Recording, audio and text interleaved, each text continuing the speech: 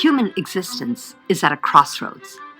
The balance between humans and nature is being severely challenged, driven by a relentless appetite for consumption, none more so than in electronics. We throw away cell phones, computers, and appliances too frequently, creating mountains of electronic waste. The size of the market in the next 10 years for microelectronics is going to be on the order of $1 trillion.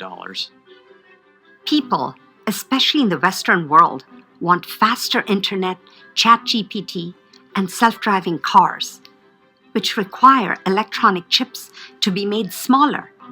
And this comes at a huge environmental cost.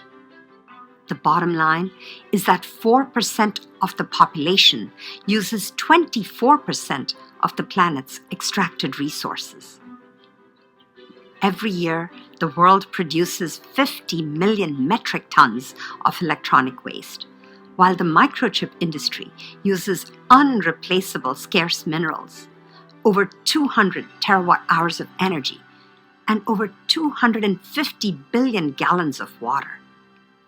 This is neither scalable nor sustainable and cannot continue.